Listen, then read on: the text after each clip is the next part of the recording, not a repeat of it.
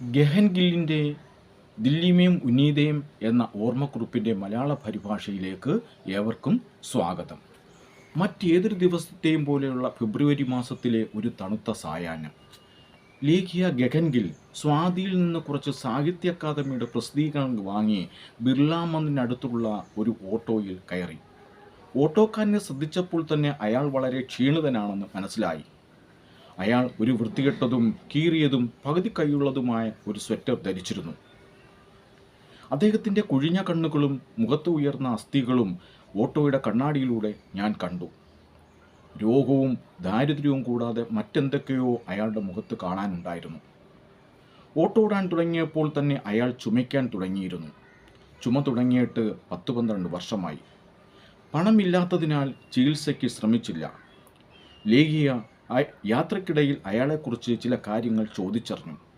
അയാൾ 1979 ദില്ലിയിൽ വന്നിട്ട് സ്വന്തമായി വീടില്ല. ഓട്ടോയാണ് തൻ്റെ വീട്. ഉറക്കമില്ലാതായിട്ട് 14 വർഷം കഴിഞ്ഞു. പട്ടിണി പരിശീലിച്ച ദരിദ്രനായ ആ മനുഷ്യന് ആവശ്യത്തിന് വസ്ത്രം പോലുമില്ല. അവന് ആകെയുള്ളത് ഒരു പുതപ്പും ഒരു ജോഡി വസ്ത്രവും ഒരു പാത്രവും. അത് ഓട്ടോയുടെ സീറ്റിനടിയിൽ സൂക്ഷിക്കുന്നു. ദൈനംദിന കാര്യങ്ങൾക്കായി പൊതു ശൗചാലയം ഉപയോഗിക്കും. ഈ ഓട്ടോക്കാരനെക്കുറിച്ച് കൂടുതൽ അറിയാൻ ആഗ്രഹമുണ്ടെന്ന് ലേഖിയ അറിയിച്ചു. ഓട്ടോയിൽ നിന്ന് ഇറങ്ങുമ്പോൾ നാളെ ഒന്നുകൂടി കാണാൻ സാധിക്കുമോ എന്ന് അവർ അയാളോട് ചോദിക്കുന്നു. പക്ഷേ തന്നെക്കുറിച്ച് എന്തിനാണ് കൂടുതൽ കാര്യങ്ങൾ മനസ്സിലാക്കുന്നതെന്ന് അയാൾക്ക് അറിയണം.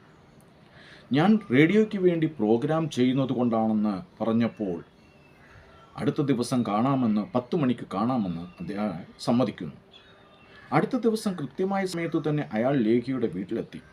അയാൾ സോഫയിൽ ഇരുന്നില്ല, തറയിലാണ് ഇരുന്നത്. അദ്ദേഹത്തിൻ്റെ ശരീരത്തിലെയും മുഖത്തെയും കൈകാലിലെയും മുഴുവൻ ഞരമ്പുകളും നീലിച്ചിട്ടുണ്ടായിരുന്നു. ഹാർവാർഡ് കാലത്തെ ലേഖിയുടെ സുഹൃത്താണ് സാൻഡി. സാൻഡി ലേഖിയോടൊപ്പം ഉണ്ടായിരുന്നു. സാൻഡി ടേപ്പ് റെക്കോർഡർ സജ്ജീകരിച്ചിരുന്നു. അവർ ഭാരതത്തിൽ നാഷണൽ പബ്ലിക് റേഡിയോ ഓഫ് അമേരിക്കയ്ക്ക് വേണ്ടി ഫുഡ് ആൻഡ് ഹങ്കർ എന്ന ഒരു പരിപാടിയുടെ പ്രോഗ്രാം ചെയ്യുന്നുണ്ടായിരുന്നു. അപ്പോഴാണ് ഓട്ടോക്കാരനായി കണ്ടുമുട്ടിയത്.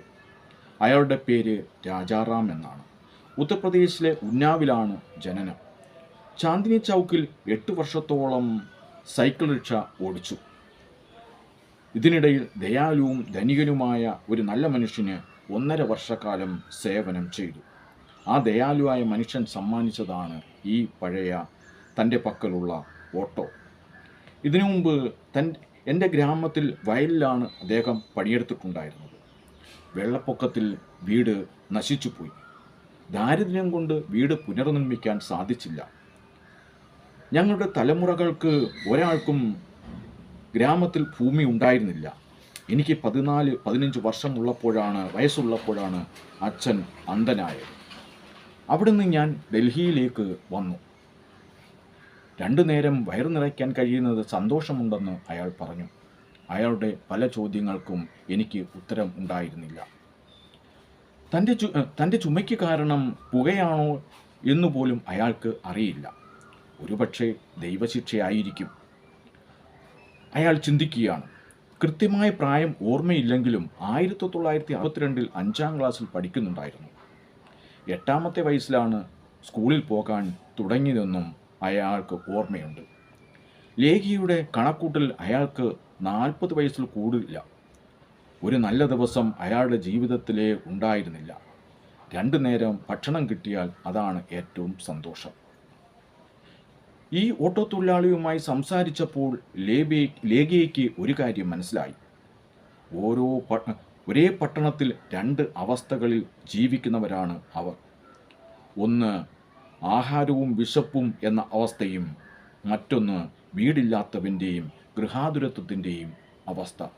നിങ്ങൾക്ക് ഈ വീഡിയോയിലെ സംസ്മരൺ മനസ്സിലായി കാണുമെന്ന് വിചാരിക്കുന്നു. മറ്റൊരു വീഡിയോയിൽ എത്തുന്നതുവരെ ഏവർക്കും നന്ദി, നമസ്കാരം.